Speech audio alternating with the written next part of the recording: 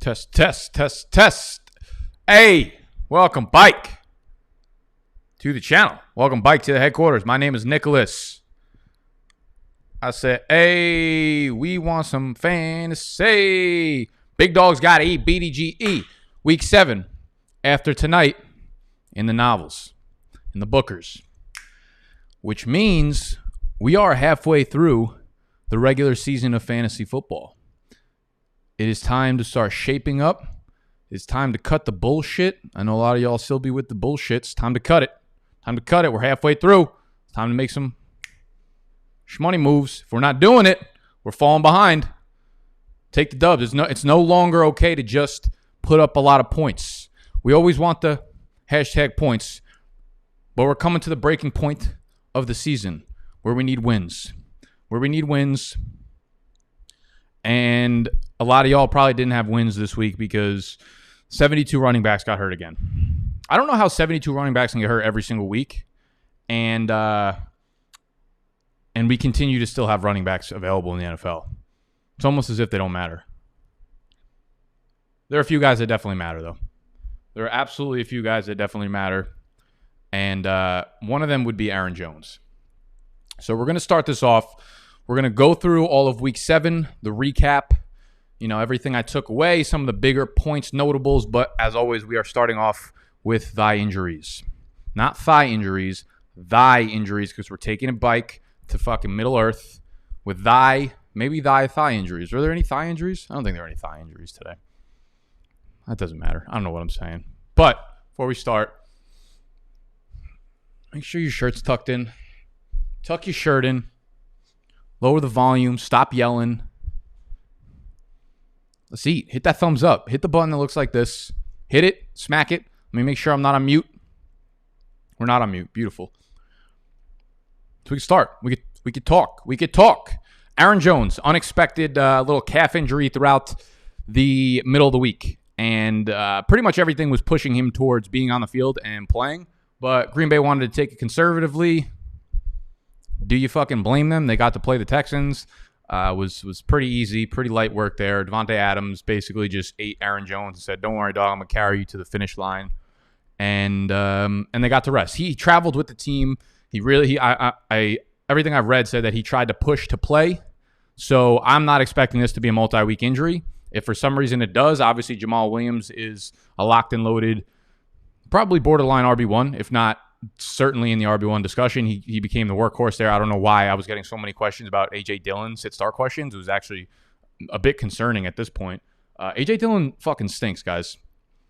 A.J. Dillon stinks. A.J. fucking cream filling. That's what we're calling him from now on. All he does is look thick. All he does is look thick. It's not good. It's not good. He's basically, what's the comparison in a bakery food? I was going to say cupcake. Cupcakes look thick, but they're not good. But cupcakes kind of are good. Yodels absolutely slap. Twinkies are wildly overrated. They're more iconic than they are actually good. But even at this point, A.J. Dillon's nowhere near iconic. He's just a horrible second-round pick. Regardless, Aaron Jones, I don't expect him to be out for a long time. Joe Mixon, dealing with his mid-sprained foot. This was not supposed to be considered serious until it was. And now they're saying week to week. If you're a Mixon owner, you got to be a little bit nervous about that. Anytime you start throwing the weeks in there, anytime it goes from day to day to week, a little nervous. So you have Gio and you have Jamal taking over these workhorse roles. Gio wasn't that good, but he did get in the end zone at the end, which really capped his day. So we had a lot of, the Gio, Jamal, Boston Scott weeks. It was these backup running bikes. Okay? Joe Mixon, week to week. Anyone's guess as to whether or not he's back this week or if he's back next week. Same thing with Chris Carson, because Chris Carson left Sunday Night Football last night. Both starting running backs did. So we'll get into both of them right now. We got Joe Mixon, we got Aaron Jones, we got Chris Carson, we got Kenyan Drake, we got Jeff Wilson. We got so many damn running backs hurt again. I spent 45 minutes out of my Monday morning just thinking about the feat of running backs in the NFL. It's quite disturbing. Carson leaves Sunday Night Football. Carlos Hyde comes in, takes over. It is a mid-foot sprain, not considered to be serious. He's going to get an MRI today. And again, this is about the same injury that Joe Mixon suffered. It can be mild, it can be moderate, it can be severe. I'm only technically a doctor, so I'm going to give you all of the big facts that I know. It can be one of those three: mild, moderate, severe.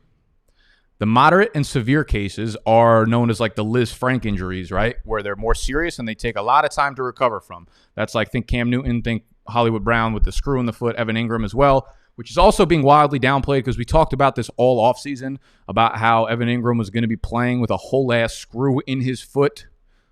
And people were expecting him to be explosive and good and shit. Obviously, Jason Garrett's using him in a wildly inappropriate manner, as if he's a fucking...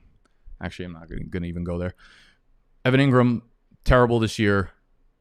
That's what happens when you have a screw in your foot. But this is not supposed to be that serious. But you know, I'm watching Dr. Morse's injury videos that the guy fucking, nobody works harder than him. It's actually ridiculous. As soon as an injury happens, he puts up a video on YouTube. So make sure you're following him over there because I respect the hustle. I respect the grind, the work ethic. As soon as an injury happens, he pops up, lets you know what it is. He pops up, lets you know who it's to, and his approximate estimation of how long these guys are going to be out for. So he thinks Carson's going to miss probably 2 weeks at the minimum, depending on the severity of it. And that obviously opens the door because this is the Seattle offense that you want a fucking piece of, no matter how you can get it. Not David Moore, all right? Not fucking Greg Olsen, not Jacob. You don't want any pieces besides like 3 pieces. It's the 2 starting wide receivers. Shout out to Tyler Lockett for locking me up fucking multiple dubs last night. And then you want the running back. So after Chris Carson left last night's game, Carlos Hyde carried the ball 12 times, saw 3 targets. The other running backs for the Seahawks combined for 3 carries and 2 targets. It's Carlos Hyde's bike field, okay? So he is a very, very, very, very important priority waiver wire pickup this week. But nobody, and they have no bye week. They already had their bye week, so they have no bye week remaining. So the Chris Carson lengthy injury thing, you can't be sitting here like, oh, well, they got the bye week next week so they can let him rest up. Shit ain't happening. Kenyan Drake. Soon as I saw the tears coming down that man's face, Chase Edmonds season.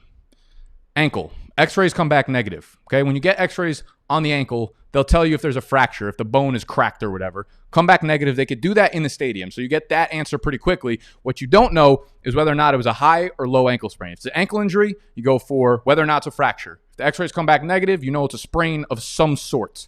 Okay, you need it's low, you need it's high. If it's high, you're fucking doomed. If it's high, you cry. That's the slogan I usually go by. Kenyan Drake was crying, therefore it is a high ankle sprain. It's also not a fact, so keep an eye on reports. I have no idea if it's a fucking high ankle sprain, but based on the people that I follow, they are very much assuming it's a high ankle sprain, and this could cost him, anywhere from 3 to 6 weeks, depending on the severity of it. I'm assuming it's going to be in the around a month range, right? And even like Christian McCaffrey is going to be going on, I think, 6 weeks now. Even when he does get back, if he gets back in a month, he's not going to be. I don't think he's going to be useful at all for fantasy. Which means Chase Edmonds becomes the obvious league winner here that everybody wanted. Everybody patented Chase Edmonds as a league winner this year. I got him in Scott Fishbowl, which I'm absolutely running train on right now. I have literally the most points in the entire conference. I have to check my overall standings between the 1,200 people in it. But out of like 60 or 70 people in my conference, I have the most points scored because my run backs are going nuts. But I did have Chris Carson, so that's kind of a hit to me. But I got Chase, and now he's about to run train on everything. Chase Edmonds, you blow your entire fab on it. You blow your number 1 waiver wire on it.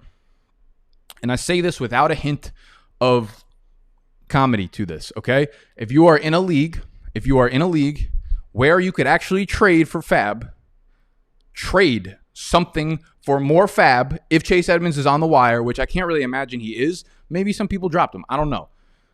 If he is available, you do whatever it is. Now, you can, if you're the number 2 waiver wire and there's someone number 1 above you, you go kill them. You go kill them and you make sure you get Chase Edmonds. Go trade for fab money and make sure you get Chase Edmonds. I don't care if you're above the 1,000% mark. Put 1,020%, 120%, 1,000, over $1,000, Chase Edmonds. You get his ass, okay? Now, I just made a move in a dynasty league for Chase Edmonds. Of course, there's risk. There's risk involved in every fucking trade you make in dynasty, especially. Everything looks good at one point and then looks terrible a year later, and vice versa. I also think, obviously, with this news, if he's out for a while, Eno Benjamin is really the only other running back on this roster. I don't think he's really played at all this year, but I think he would pretty quickly become the number 2. And Eno dropped to a 7th round, and that was like what made me want no part of him as like a dynasty pick, because 7th round draft capital is like a coin flip to usually make the roster. He makes the roster, and I remember doing the write-up in our dynasty draft guide, and a lot of the numbers and a lot of the things I was looking at with Eno, his production, his skill set, his athleticism, very, very similar to the guy we already talked about in Aaron Jones. On the smaller side, but they're elusive. They can catch the ball. They could do a lot of good things. So Eno Benjamin is definitely someone to keep an eye on if you are in deeper leagues, assuming this is a more serious Drake injury. But in the NYC Dynasty League, so that the draft vlog, the NYC weekend vlog, that is like the trailer on my channel. Everybody comes to New York. We obviously didn't have that weekend this year, unfortunately. Broke our streak. But we put together a Dynasty League so everybody can stay in touch. And then when we fucking come back stronger than ever, 2021, we're going to go wild. Probably be multiple deaths, to be honest. I'm a little nervous for it. That being said, in that league where like half the teams are fucking tanking and it's wildly corny and I hate it, I'm one of the competing teams. I moved a 2021 first. I moved my first. Right now, I think I'm in 4th place. So I'm expecting to be a playoff team. I'm expecting to compete for the championship. So I'm assuming it's a late first for Chase Edmonds and a late second. So I went from my first to my second and picked up Chase Edmonds.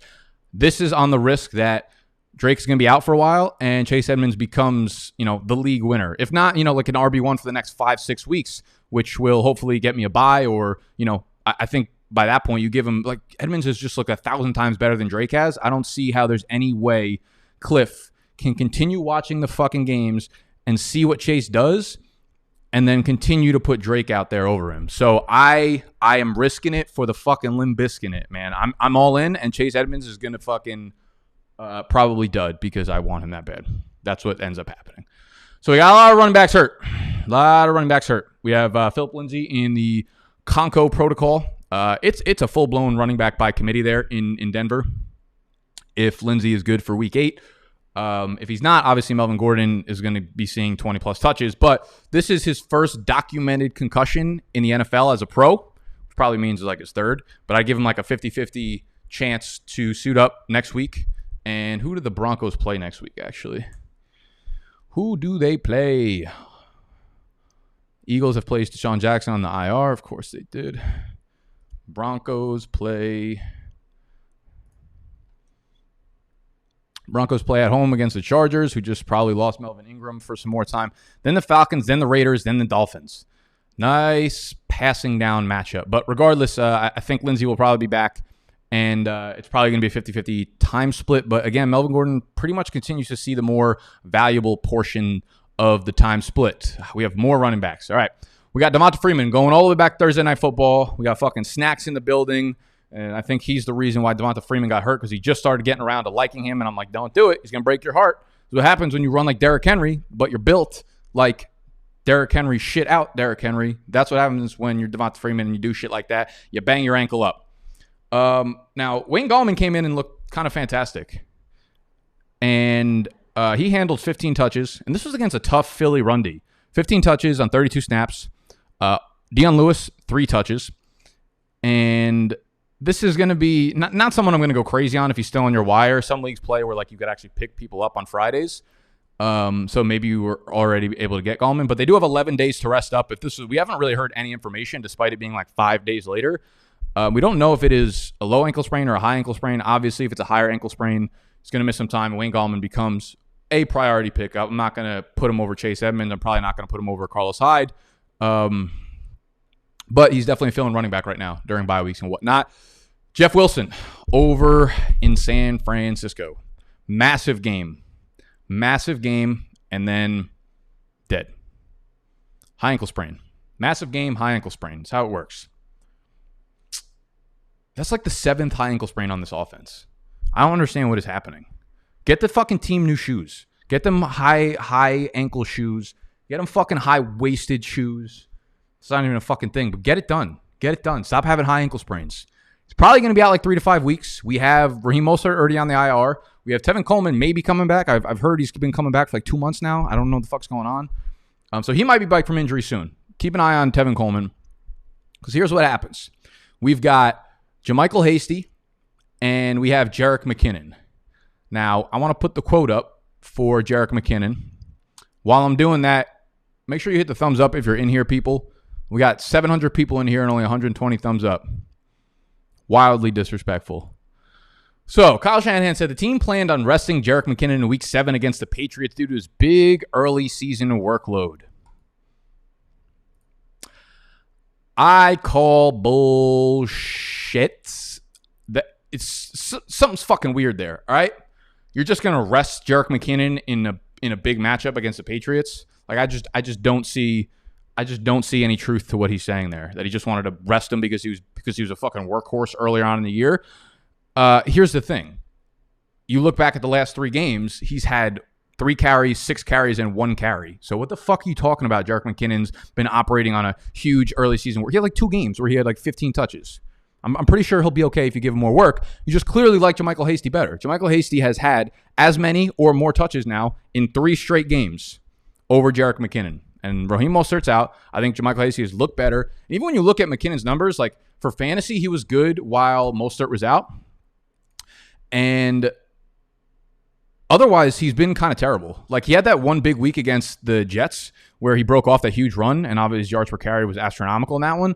But after that, against the Giants, 2.7 yards per carry. The next game, Philly, 3.9 yards per carry. 1 carry against Miami, went for 0 yards. Against the Rams, 3.0 yards per carry. Yesterday against New England, 3 attempts for -1 yards. So he's actually been wildly inefficient on the ground. He's been great through the passing game, but it seems like they're just not making that part of their game plan on offense. So he can say whatever he wants, but like the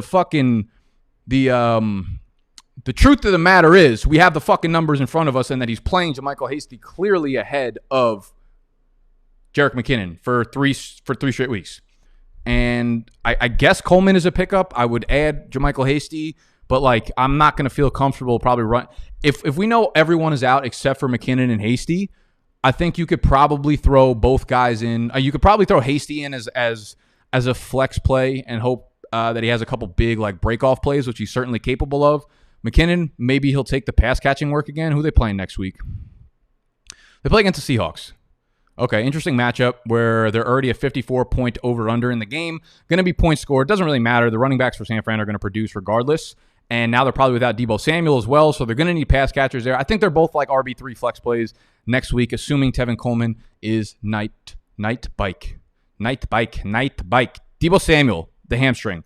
Probably a week or 2, could be up to a month depending on the severity. Fucking stinks, man. You hate to see that because he's just getting back into form. He's getting a lot of targets. He's getting involved in the offense. And now Brandon Ayuk pretty much goes back to playing that role. And Brandon Ayuk becomes a must-add pretty much for anyone that is desperate at the wide receiver position for this week. People that might be desperate might have rostered OBJ. Pouring out for OBJ, unless you're snacks and you don't give a shit. Torn ACL. This offense is really tough to invest in the passing game. Here's how we'll break this down. This is going to be a lengthy little breakdown. So again, just tuck your shirts in, relax, and stop yelling. I'll do that for you. Okay. We have Jarvis Landry, who has been just straight ass cheeks in the receiving game. He is clearly still hurting from the hip surgery. Like he had a very serious hip surgery in the offseason.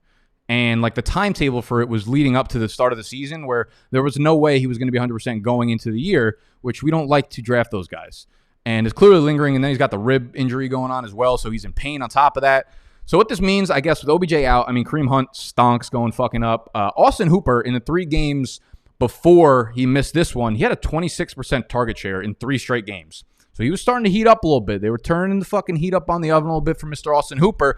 Then he has, I believe, an appendectomy, which I don't even know what the fuck that is. As a technical doctor, I probably should know. But he has one, and he's out for last week. And then the rumors are that he's out for this upcoming week as well already. So if you're ruling him out already, which they didn't technically rule him out, but I've heard the rumors that they're probably keeping him out pretty early in the week. So it might be a little more serious than we're giving it credit for. Harrison Bryant, rookie tight end. I'm going to pull up his shits right here. He is going to be a pickup on the waiver wire this week at tight end. And we typically don't have like breakout guys on the tight end waiver wire. We just keep recycling shitty guys that have a chance at a touchdown that we never actually hit on. You know, like they had the touchdown last week. So we're like, oh, let's try to do this. And then they go 0 for fucking 3. And now we have a legit semi-breakout candidate. So Harrison Bryant, 6'5", 240. Most importantly, very good in college. right? College dominator, 80th percentile. College yards per reception, 68th percentile. Breakout age in the 91st percentile. Best comparable to Hunter Henry, okay? So Harrison Bryant comes in and probably takes over as the tight end 1 there, right? They still have David Njoku.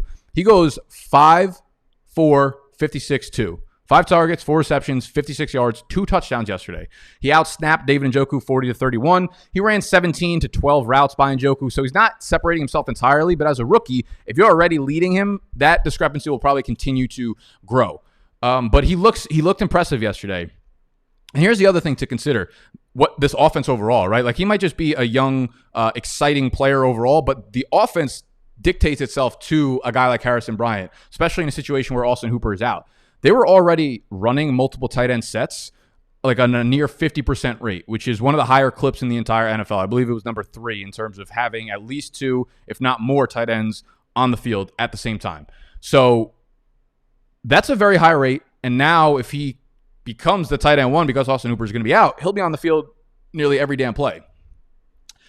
And with OBJ out, like, things get a little weird, okay? So we have Rashard Higgins. Who had a big game yesterday. 6 for 6 and 110 yards. But he's like every dude in fantasy that like has a big game that we have no idea what their fucking role actually is. Like Rashard Higgins, I feel like been around for 6 years, and every once in a while he has like 2 of these games a year, and they're always 9 weeks apart. So he has them, and then we get excited, and then he does absolutely nothing the next game. It's like Rashard Higgins, David Moore, Marquez Valdez-Scantling, fucking Keelan Cole. There's a whole list of these guys. Zach Pascal I could throw on there too, that do the same fucking thing. Every once in a while, they have a big game, and then you're like, oh, they look to be involved in the offense. Maybe there's something here. But we've already learned that lesson like 50 fucking times with Rashard Higgins, all right?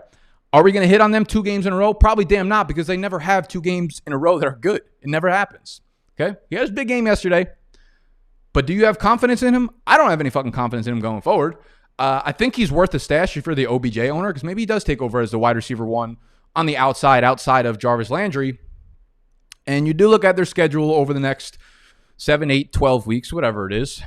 It's Vegas, Houston, Philly, Jacksonville, Tennessee, and then they get a tough game against Baltimore. But the fantasy playoffs for the Browns, the Giants, and then the Jets. So Higgins led the team in routes ahead of Landry, who, again, I said is probably still ailing a lot from the injuries that he's had. I actually think, based on the schedule and based on Jarvis Landry's health, he could very quickly become a buy low candidate with OBJ's injury. Because, again, he came into the year injured with the hip. He's got this new rib injury, right, where he's going through some pain. They play Vegas this upcoming week, and then they have a bye. They have a bye right after that. So Landry desperately needs that.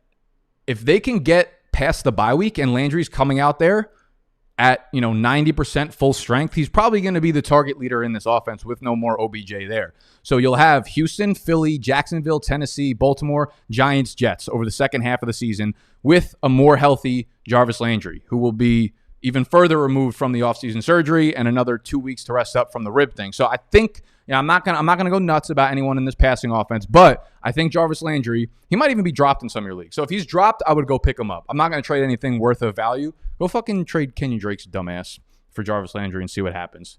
What else we got here? We got Donovan Peoples-Jones did a little thing yesterday too. He was a polarizing player coming out of Michigan. People love the athleticism. I guess you can pick him up in deeper leagues and see what happens, but I'm not really investing any fab into him.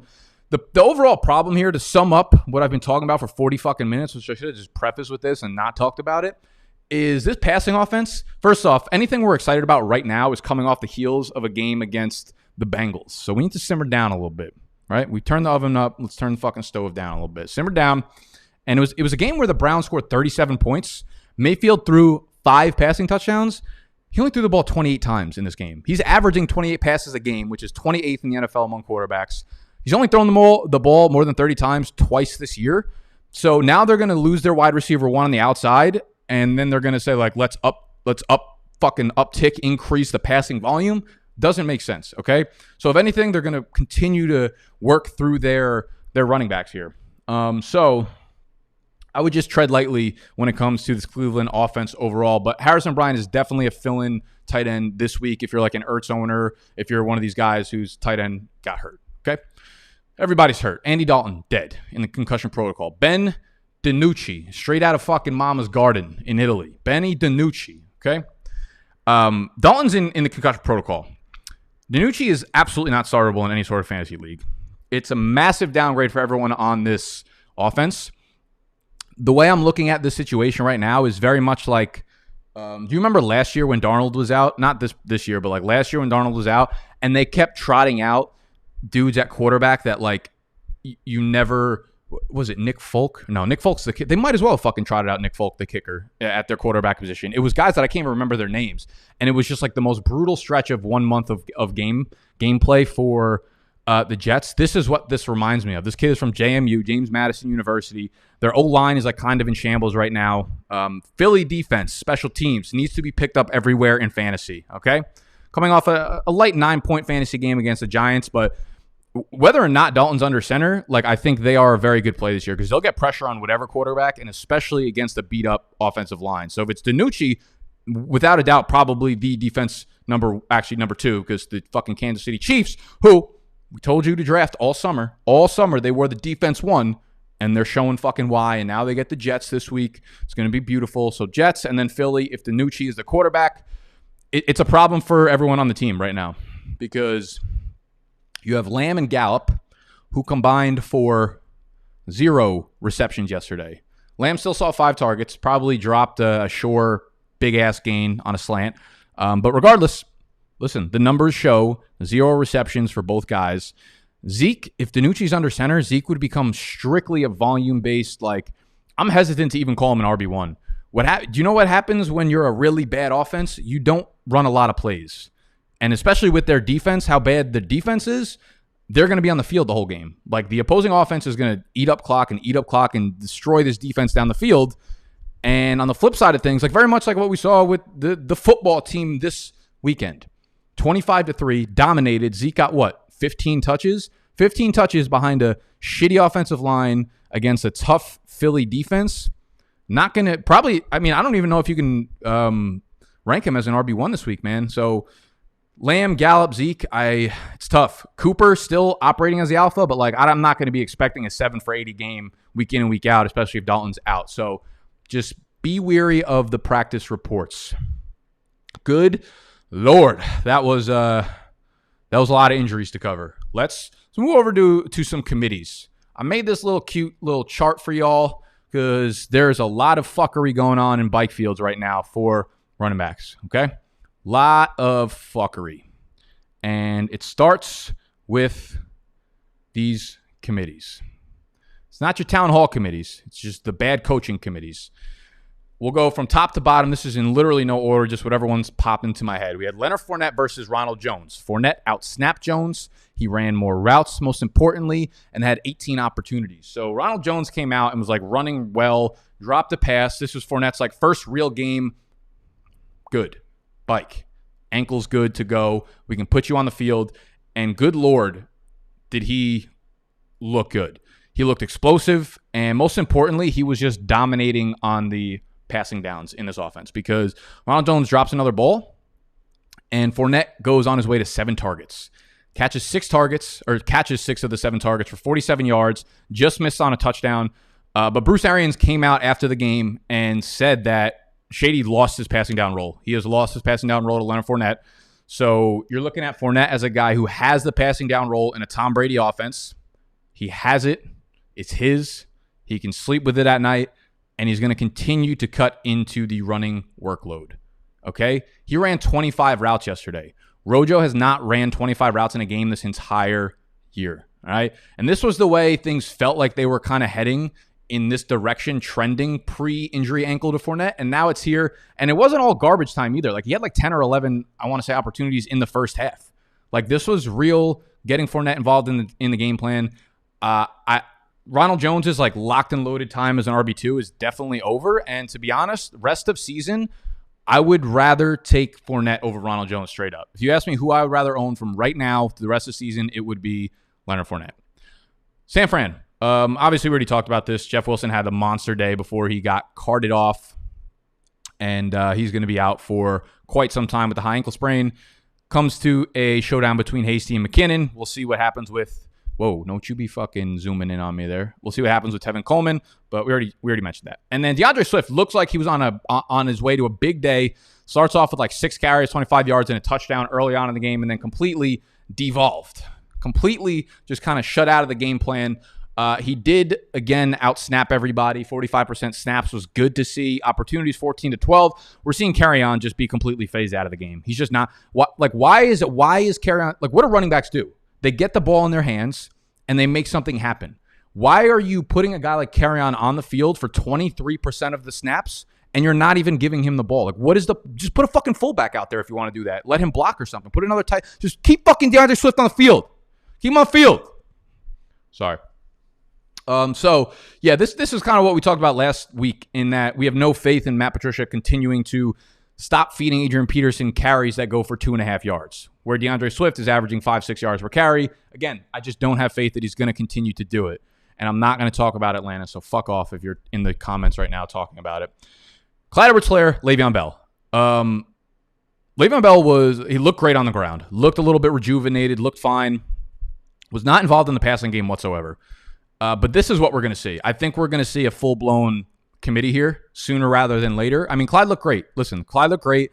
And I said it in the Le'Veon Bell signing thing. Like, I thought it was more so, if you have the choice between, okay, Clyde's coming off the field, would I rather put fucking Darrell Williams or Darwin Thompson on, or Le'Veon Bell? A very easy signing for them for the amount of money that they needed to give this guy, okay? So Bell looked great running the ball. I think he averaged like 7 yards per carry. Was not involved in the passing game. So we'll see how that continues to trend going forward. Then we got the charges, where everyone started getting hyped up about Justin Jackson, and it was a Josh Kelly game.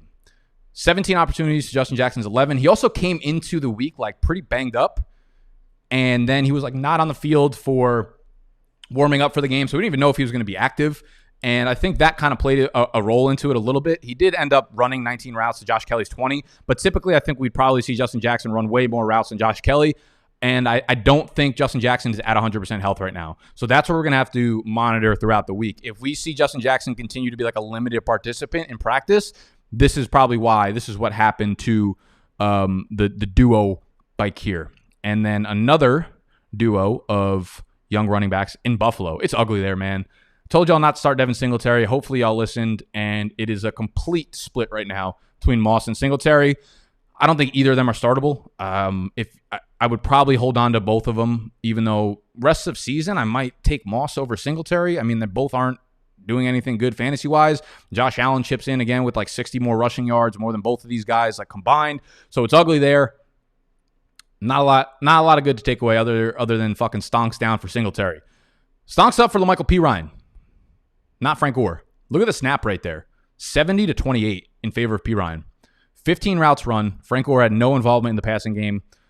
14 to 11 opportunities. Frank Gore had 11 carries. Actually looked good on the ground. I think he had like 60 yards on the ground, where Michael P. Ryan did end up getting into the end zone. He caught a couple passes. He didn't look great. I don't think Michael P. Ryan's that great of a player, but it looks like, I mean, they said they wanted to get him more involved, and they got him more involved on the field. So I would stash Michael P. Ryan. He's not like the worst consolation prize to all of the other guys that we'd rather have, but he's pretty fucking close, actually. He's pretty close to the worst. But I would still, I would pick him up if I could and see if he, maybe he like plays himself into that Myles Gaskin role where you think it's going to be a little bit shittier than it was, and then it turns out to be still also kind of shitty, but maybe a little bit better than you thought it might be.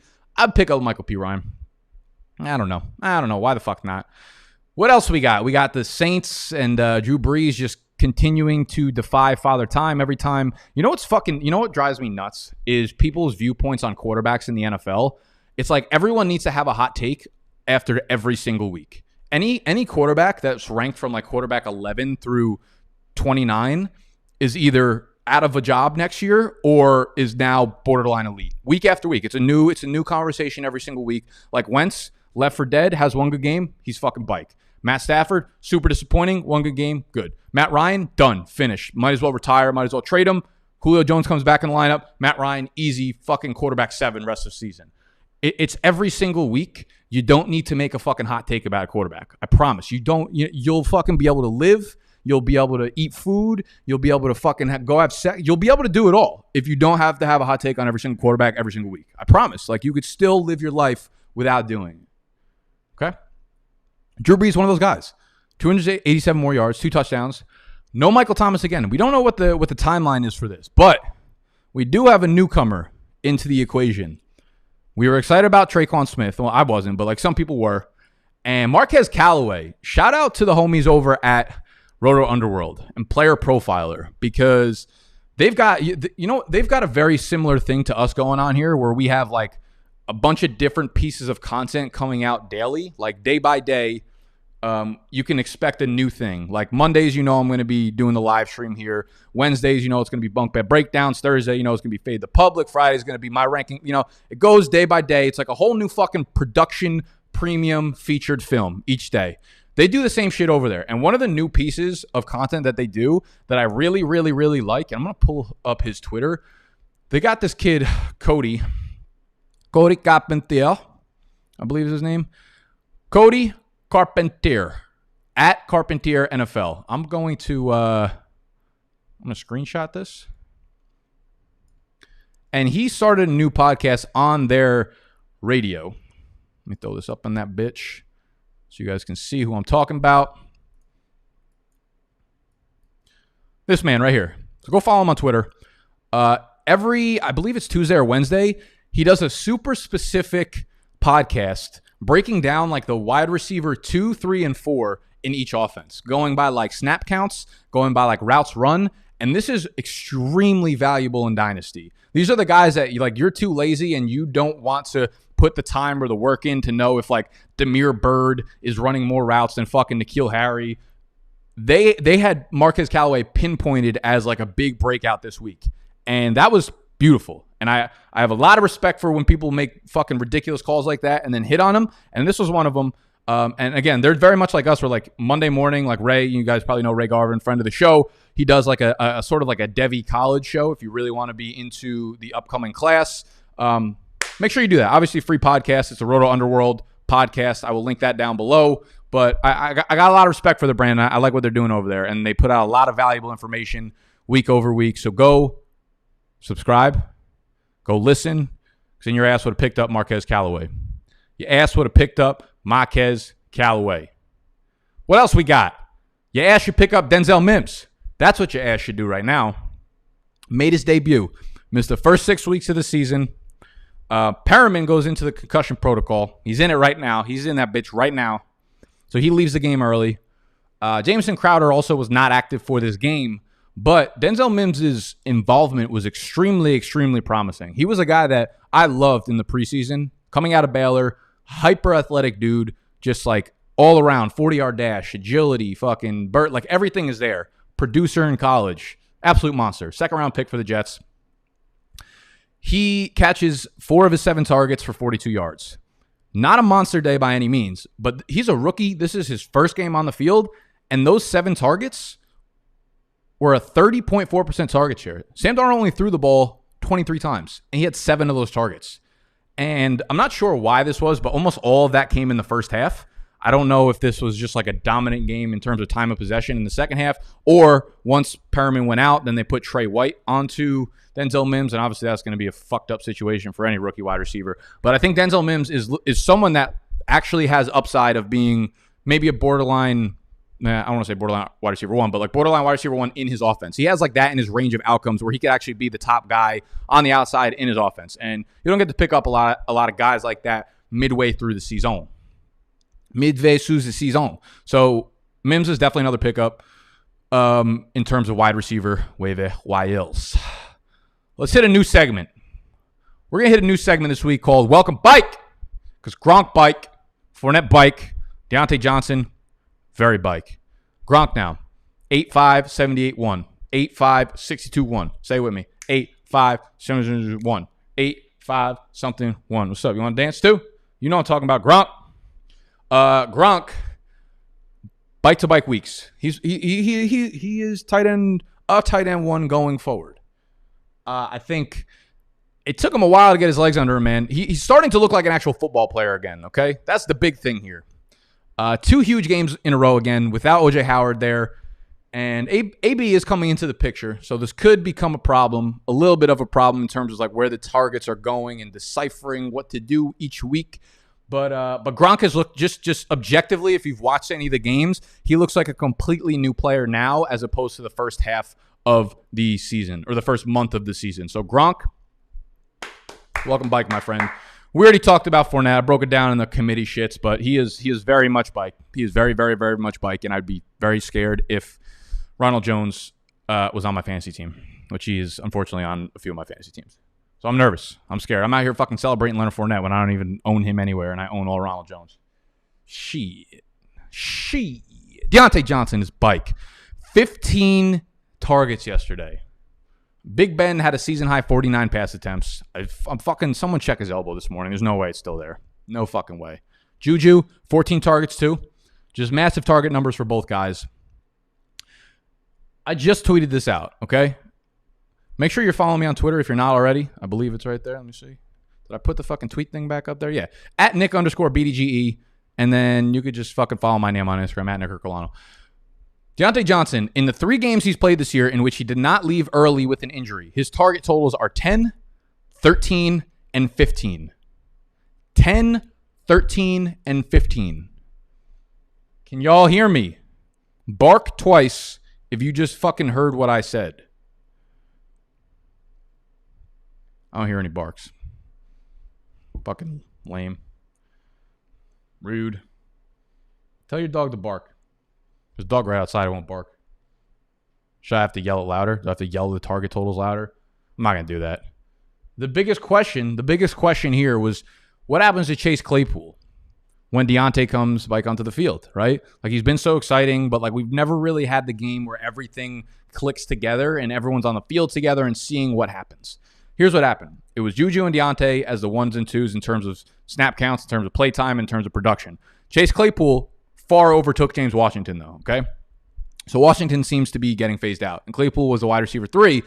But that's the thing with Claypool. As soon as you start to trust him, as a big play guy, you're going to have a lot of these ups and downs. As someone who's not like a pure possession receiver or a big part of the game plan where you have multiple guys already ahead of you in the pecking order, it's going to come with a lot of inconsistency. And we saw that yesterday.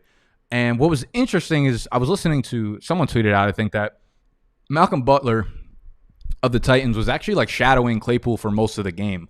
So this might have been like a game plan thing where they were just like, we don't want them to beat us deep. We don't want Ben to go over the top and beat us with Claypool. So just keep everything around the line of scrimmage. And that was like everything in that game. That's why they had such high target totals. They were literally just short passes, line of scrimmage. It was Deontay Juju, bike and forth. So that could have been a game plan thing. But regardless, he was wide receiver 3 in the pecking order. A lot of people got nervous about Deontay Johnson.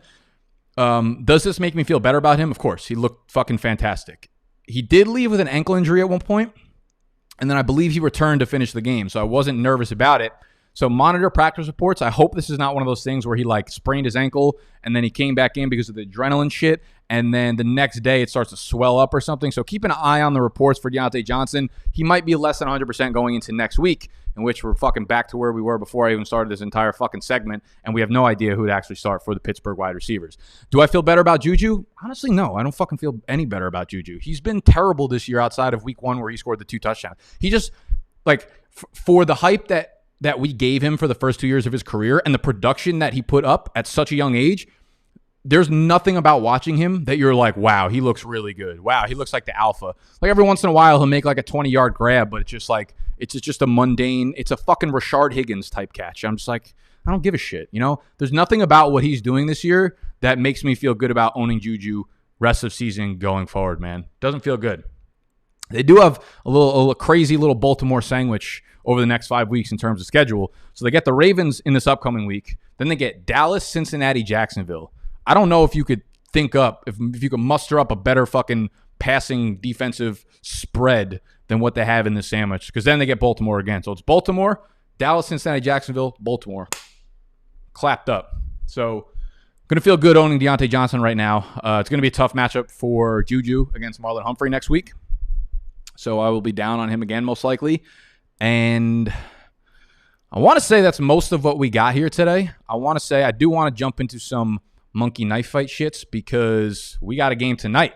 And I'm trying to lose y'all some more money. Let me put monkey knife fight down here. Let me get the screens on here. If y'all have not signed up for monkey knife fight yet, You should probably do that. Y'all should probably do that because they've got some good games here. Monday Night Football, which is probably going to be a terrible game, but they got good player prop games, and we can win some Monday. We can pay the mortgage, okay? I hate everything about this game for Jared Goff. He's been horrible as a quarterback against Chicago Bears the last 2 years. I think Nick Foles is kind of just horrible as a quarterback in general. So I kind of want the under of everything. I don't know who is going to score a touchdown. I don't know if anyone's going to score. This could end up being like an 11-6 game. So what are we looking at? We want something where Jared Goff is going to have a shit game. And we have Allen Robinson in a tough matchup against Jalen Ramsey. The Rams secondary has allowed very, very few points to opposing wide receivers this year in terms of fantasy points. So we're going to go to one of the games up here that has fantasy points underneath it. So we're just fucking around with fantasy points. Also, if you have not signed up for Monkey Knife Fight yet, whatever you deposit, they're going to double it if you use promo code BDGE. So if you go deposit $10, they're going to put $20 in your account when you use the promo code BDGE when you sign up. Then you could throw it all. You could throw all your fucking savings account, your kids' college tuition, throw it in here. Throw it all in here. They'll double it for you, and then we'll lose it all together.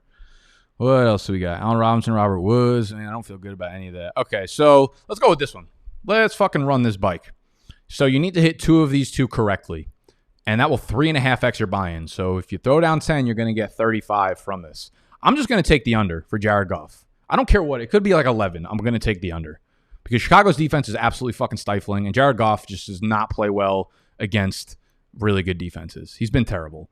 Nick Foles, 15.5 fantasy points. It's going to be a garbage time game. Does he end up throwing a couple lucky touchdowns? I'm just going to take the under on both. I just think this is going to be a shit game. I think it's going to be a close game. I think it's going to be like realistically probably like 16 to fucking 12. And it's probably going to end up being 30 to 28 because I'm saying all this shit and you guys get to watch it afterwards. So that's going to be my play this week. Under 16.5 for Goff, under 15.5 for Nick Foles. Let's get bike to YouTube. Where art thou? Where art thou? Where are we going? What's good? How we doing, YouTube? I can actually read your comments again. I'm reading them for the first time since we kicked off. How long have we been on this fucking thing for? 47 minutes. Oh, it's longer than usual. Actually, no, it's not. I usually go for like an hour and a half on these ones. Where are we at? Time to go light up for sure. Sure. What am I getting all these dumbass emails about?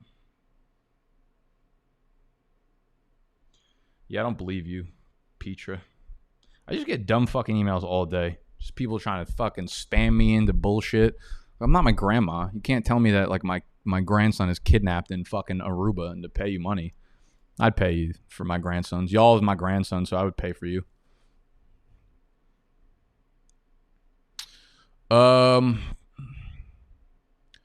Was good. Yes, we're very bike. Again, y'all are watching. We have 1/3 of the thumbs up. Hit the thumbs up. Hit the thumbs up. What about Rex Bulkhead? What about him? You're not playing anybody in that Patriots offense. Let's talk about the Patriots offense. So bad. So fucking bad.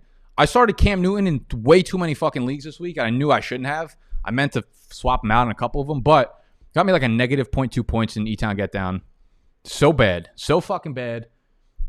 Their offense is one. The first 2 weeks they ran their offense, I knew this was not going to be like. I knew this was not. Yeah, you know who else is practicing? Alshon Jeffrey's also practicing. Christian McCaffrey back practice. I don't mean shit to me. Oh, well, Chris, you got lucky then because I don't think we hit that fucking thing. I don't think we hit the Monkey Knife Fight bet anyway, so it's good for all y'all. Okay, so the Patriots offense, like their offense consists of Cam Newton running like Derrick Henry for the first 2 weeks. Like that's not going to hold up for 16 games. It's out of control. Probably did him a favor not having that continue to be the thing because he'll probably get hurt. And then their wide receivers literally cannot create an ounce of separation. Not an ounce of separation. It's like me on this fucking microphone. Me on this microphone. This is Cam Newton's wide receiver separations. Testing. Check Niner. Julian Edelman, can you fucking get open? Nope. N'Keal Harry, are you open? Nope. Demir Bird, we know your ass ain't fucking open. It's disgusting. So they're in some trouble. I don't know what they're going to do. I know they're the Patriots, and you'd like to think they turn around. Something looks fucked up with Cam's. Something looks fucked up with Cam's everything. I don't know. But I'm nervous as a Cam owner.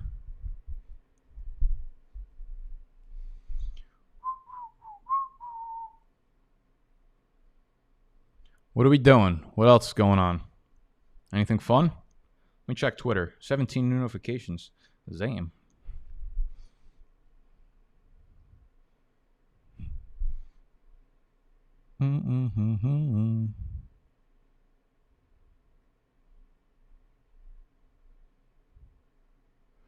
What's up, Poppy?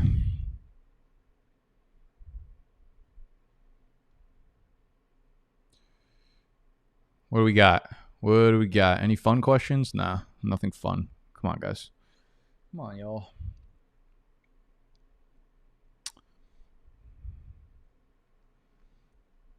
Shard Higgins, I already talked about him. Antonio Gibson, is that a question? I don't understand.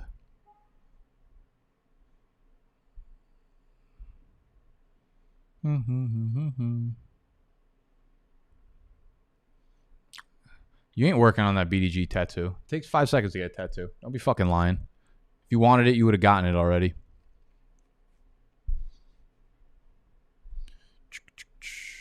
No fun questions. How about Zeke going forward? I literally couldn't name a less fun question that I already talked about. All you guys just jumping in here for one-off questions. Like I probably already talked about everything you're asking. Just FYI.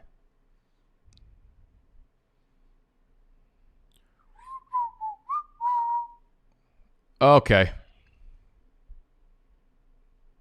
I'm hopping off. I'm hopping the fuck off. No, I don't have the box. We need to fill more spots on the box break. We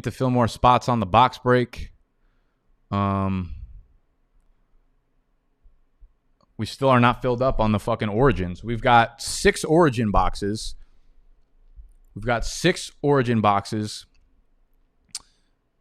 That we need to split up by divisions.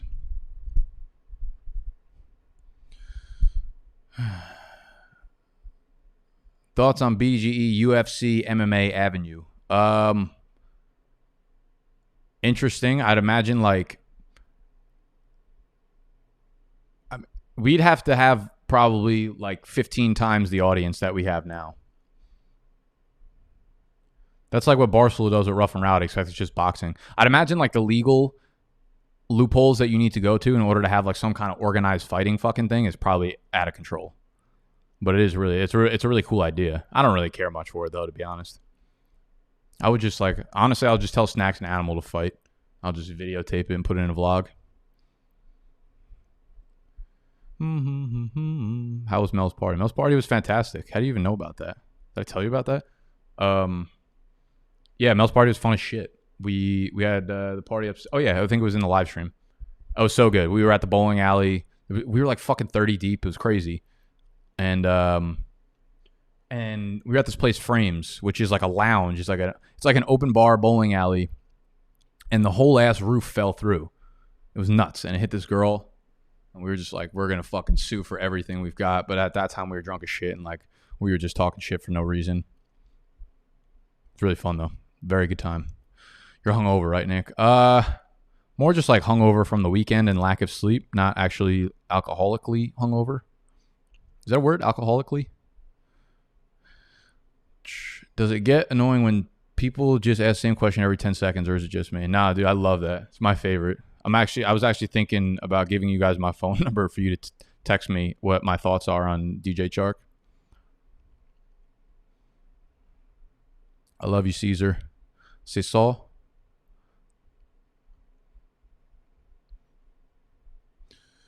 NYC Halloween ideas. Trying to get drunk in a dumpster. I don't know about all that. Oh, Matt, what's up? Well, yeah, what are you doing in NYC? You got plans in Brooklyn or what? You're my favorite, Cole. Oklahoma drill. You want to go up against Animal or Snacks? I would literally put put snacks in Oklahoma if I did an Oklahoma drill against him. Animal would probably kick my fucking ass though. Animal's low key just like thick, you know. He's got like that animal strength where he's just like fucking thick everywhere. I have more like the athletic build, so I'm kind of like lean through the middle. I don't even know if I'd be able to move Animal. Though my friends think I could probably beat him if we did like UFC where I have reach and I could just like fucking judo kick him in the fucking neck. That'd be sick.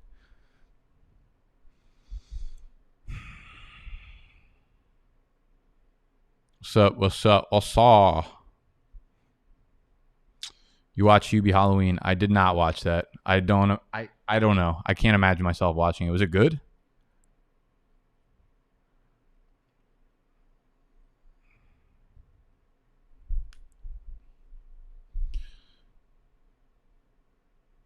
Mayor de Blasio is canceling Halloween. Yeah, I mean, like, I'm not, in my mind, if I'm doing something for Halloween, it definitely is not about to be, it wasn't like planning on going to a bar or a fucking club. It was going to be like a good house party or nothing at all. Jeff feels me.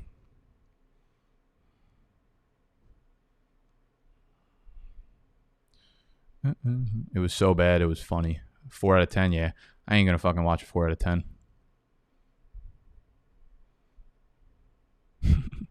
Have you got COVID yet? Honestly, after this weekend, I might have got COVID. I kissed one of the bowling balls. I was giving like a good luck kiss before I fucking zoomed it up. I bowled pretty fucking well, too. I got tested for COVID like 2 weeks ago, and I was negative again. Didn't have the antibodies, so probably haven't had it yet. Probably definitely have it now, though.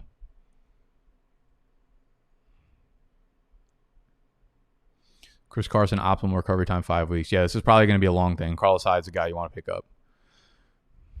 Best, worst movie ever. Biodome. I don't know why that immediately comes to mind, but Biodome was so bad that I loved it. All the Harold and Kumars, I don't even think I'd consider those bad. I think I'd consider those fucking fantastic movies anyways. Yeah, I love those. Bill and Ted's, incredible.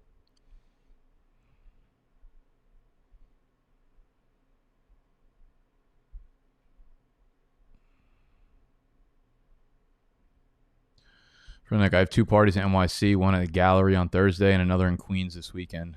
I don't know if I'm down for the Queens trip, but text me about this Gallery thing on Thursday if it's going to be litty. Let's see that bowling form. Did you see? It was up on my Instagram story.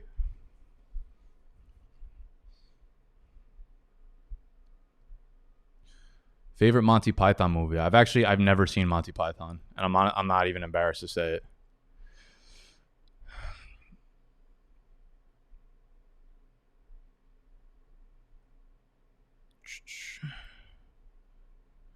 If I dressed up as Bobby Sylvester, no one would know the fuck I am, though. Like, the sole purpose of doing that would just to be take a picture to put it on Twitter. Like, everyone in real life would be like, who the fuck is Bobby Sylvester?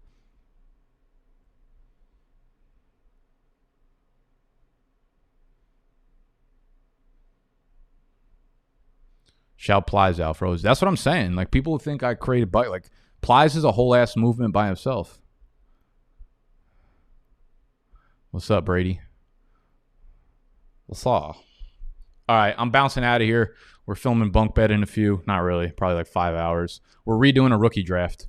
We're redoing a 2020 rookie draft for Dynasty. And I'm taking Zach Moss, #1 overall. Love you. Go pick up Chase Edmonds.